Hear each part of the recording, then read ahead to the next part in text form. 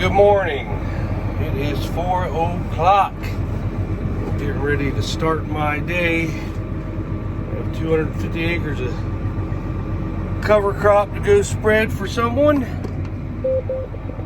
So I'm gonna get her started up, checking my cameras, making sure everything's good. All my lights are on. So I guess I can do a walk around of the machine like a pre-trip.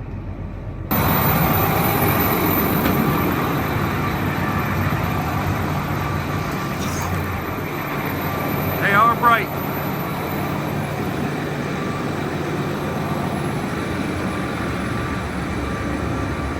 Need to put some LED ones here.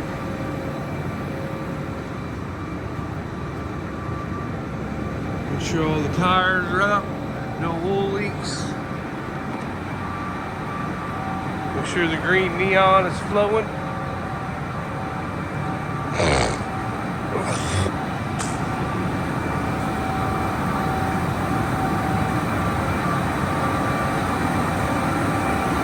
Looks good.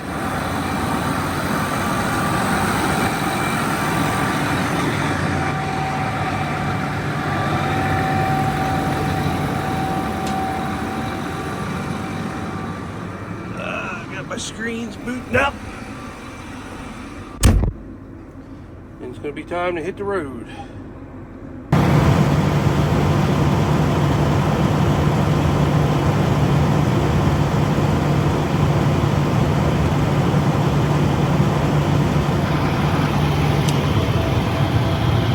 Good morning. It is Saturday. Is it the 26th, 27th, whatever? Anyway, we're here at my farm. Moved here last night. I got the front two fields cut, this field, and started opening up the big field around the chicken houses. I haven't got to the back yet. But these are sea consultant 4.6 enlist beans. And the front was averaging 86 total. It was averaging, that's what it was averaging. So then we got the woods all the way down the whole side of the farm, all the way around. So when I started going around the woods, of course, where the deer like to eat, by the time I got to the end of the woods on the first pass, second pass wasn't bad, it was like normal beans, but the first pass, they had really ate the first pass up. First pass around, by the time I got to the end, they were averaging 71. So I lost that many bushels average on that one swipe. So, and I still got to open up the two back fields against the back of the woods there. So I'll probably build it back up. The fronts or the big field's a good field. It's just around the edge of the woods. It looked like where the deer ate the first 35 feet. And so it'll build back up. But then when I get to the back and make that first round of both, there's two fields in the back by the woods, it'll drop again. But the rest of the backfield actually looks good. It's like just around that first pass. But so technically the whole farm, other than around the woods, 80-90 bushel beans. I hit 127 in this field right here, and I think I hit 108 in that field, and it was running consistent in the hundreds. Then you had, some bad spots here and there that would bring it down, but it was doing 86 overall. That's pretty damn good for wheat beans. So I just got the windows on the combine done. It was overcast this morning, and there was like 3 drizzles that we had. So I wasn't sure if I was going to be able to cut, but the wind, it picked up out of the northwest, and it's blowing probably 15 miles an hour right now. So about an hour, I'm going to start rolling. I'm going to check this. I had to do the windows. Oh my God, that sun last night, I'm cutting east to west. That sun in my eyes when I was going west I couldn't see anything. Plus it was so dry and dusty. So I'm going to check the sickles, make sure nothing's broke on any of them. And go in the house, probably make a sandwich or two to throw on the combine for lunch. And you'll see me when we get rolling. All right, so I've been cutting my farm. I got started around, 12 o'clock. Cutting the very back, you can see the orange on the right where the deer have ate it all up, and there's green. It's about 2 swipes and there's green out. So they've been running 65 to 85 bushels everywhere. And you get up against the woods, they were probably about, the orange is what, 40 to 50. So you lose about 20, 30 bushels for the deer. So I got some beans up there I got to cut. I was saving them for last. I want to get these out. So that's all I know. Happy Saturday. See, like right here, they're 70-some bushels. Really good beans. But right there, nope. These are wheat beans also. So they are averaging 66 right now. They were 81 all the way back. I went around this woods and all those woods back there. It dropped it from averaging 81 to 66. So that shows you what deer damage can do to your overall average. If I didn't have any deer, probably be 90 some bushel beans average, 100, somewhere around there by the time I got done. But because of the deer, now I got some really good beans up here. I got to cut about 20 acres, but it might go up to 67, 68. But that's still good for wheat beans, but not when you were averaging 81 at the get-go.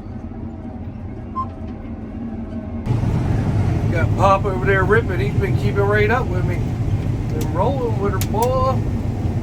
There's my farm.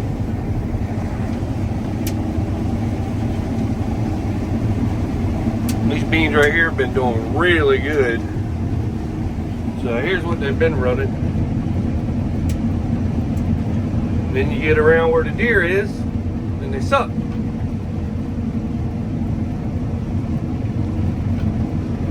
Like I said, this whole front, I was averaging 81.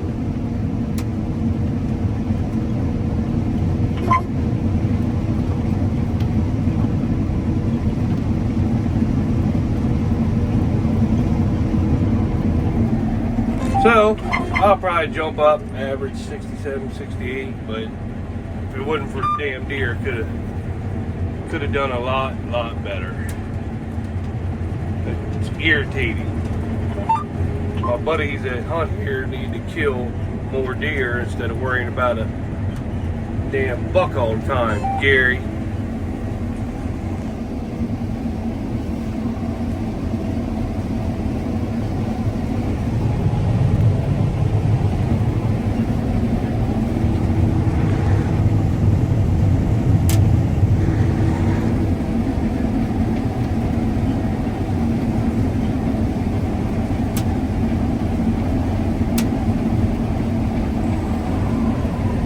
Draper takes all them beans in. I mean, they're thick beans too. They're really good. I mean, it's crazy. They're really good beans. It's just rolling them in there. Crazy how good a Draper feed. And these are wheat beans. This ain't early beans. This is how good our wheat beans are.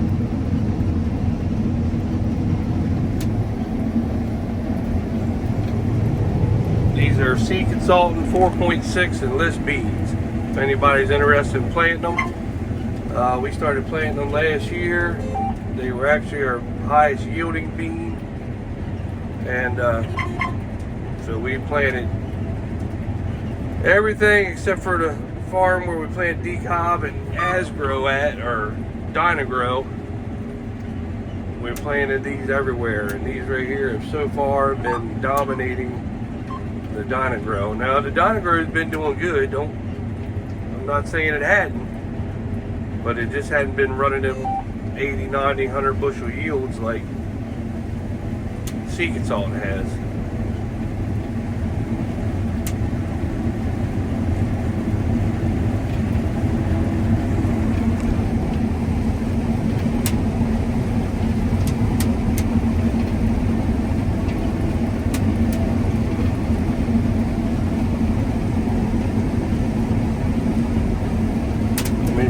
consistent.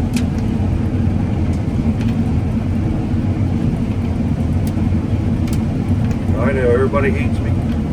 Showing the yield. I don't give a shit. I'm proud of the work I do.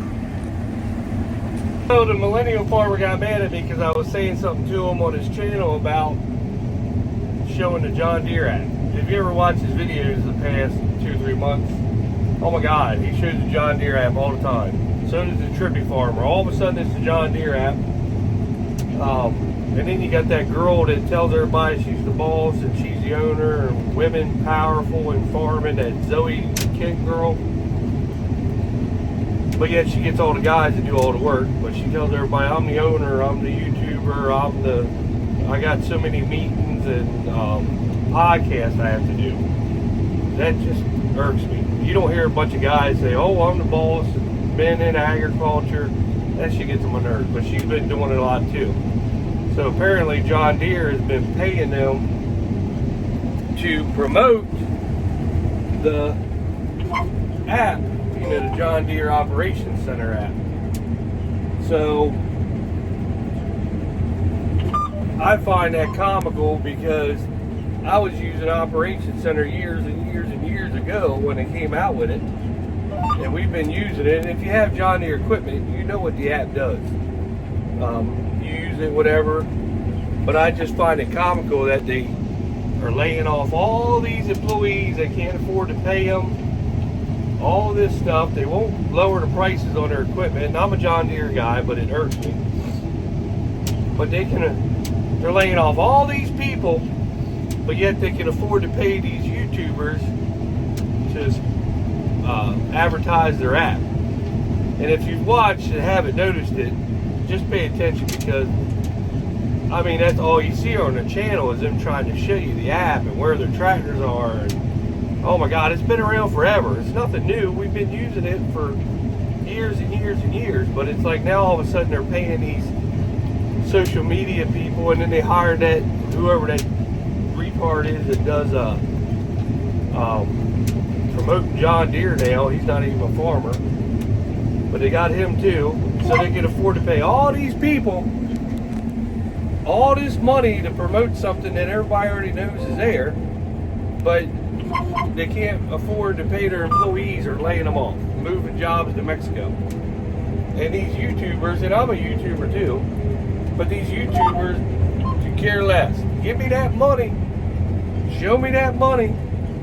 I don't care that they're taking American jobs and moving it to Mexico. As long as John Deere's sponsoring me, I just find it comical. So there you go, millennial farmer. I'm not really a fan of yours anyway. Everybody else is, but I don't see it. But anyway, everybody is such a sell this media type person anymore. Nobody really comes on here and shows real agriculture other than one lonely farmer. And I'm not saying that just because he's my buddy, but I mean, look at Larson's. Every day it's something new. They gotta have 15 people on there. People are giving them shit to demo, and it's just every day it's something. They actually don't show nothing. They don't show no yields. They don't tell you anything about what their corn varieties are. None of that stuff. So, I don't know. Alright, let's see. Good morning. I had just moved to a different farm. I'm opening up the field. There's the first pass. I had several problems yesterday with my tailings clogging up. The beans are anywhere from 9 to 12%, and they're running really super good, except for the outside pass by the highway. They were still doing decent, but not like they are on the next pass.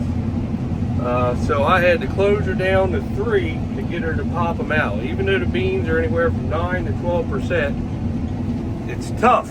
I mean, it's just, this year everybody's having 9, 12% beans, but the vines are still green. And they do not want to pop out on some of these farms, thresh out. So I talked to my John Deere guy this morning. It is Sunday, but I texted Cheeto, and he said, man, you got to close her down. He said, lot of people are plugging their combines with these green vines, and he said they don't want to close them down because they're afraid of grinding some soybeans, but he said you got to do it. So I started at 8, worked my way down, and she to 3, and she is working perfect now. So if anybody out there has that problem, you're just going to have to close the concave up a little bit. So she's doing a good job. It is 11:19 on a Sunday, and we are cutting right here in good old Stowe Hill, Maryland, next to Route 12.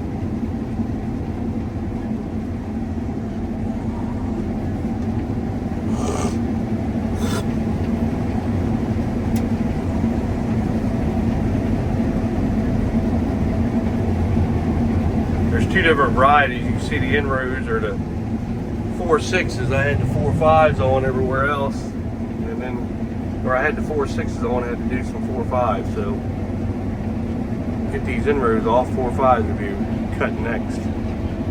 Got all the Peterbilts lined up. Bullwinkle's coming down to haul as soon as I get the first load out. We didn't get moved over here until late last night. So that is your Sunday morning update. Beans are running anywhere from 50 to 90 on this farm so far, so pretty happy with that. I'm going to cut this field, and then I'm going to move over to them. There's some 4.5s over there. Get them off, and then everything else is 4.6s. So not much else going on today, other than cutting soybeans. Is anybody else having problems with green vines? Because everybody around here, I know they are.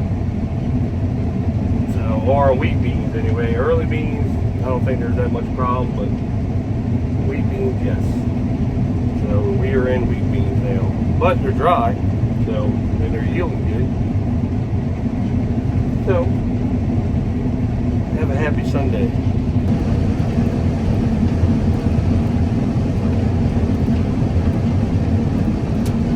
That's pretty good for wheat beans. Seed consultant 4.6 and list.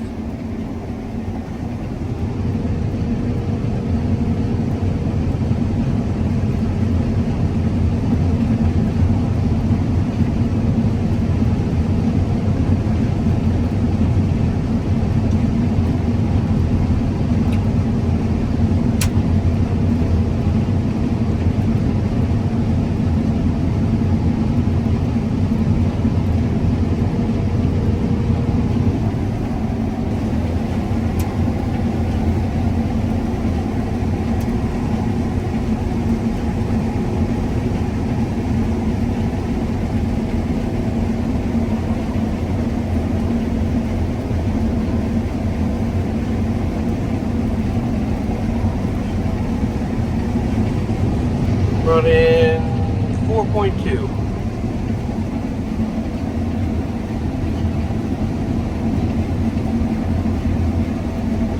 They're doing pretty damn good.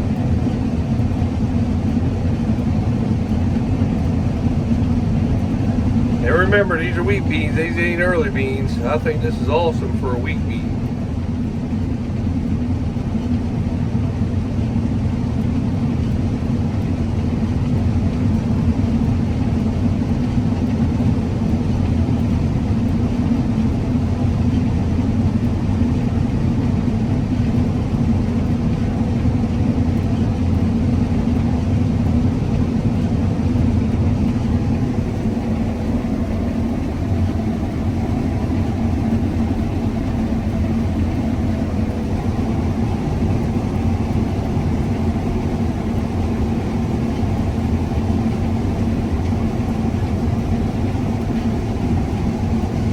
I love the way a Draper feeds.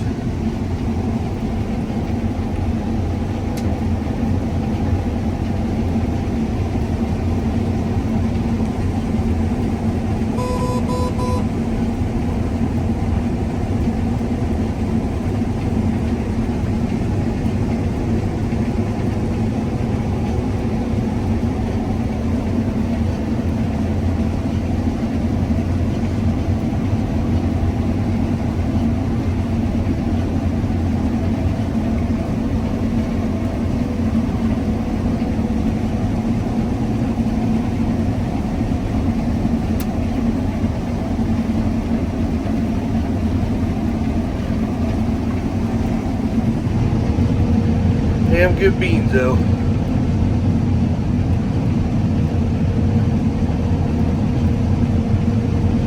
Oh, there was 100.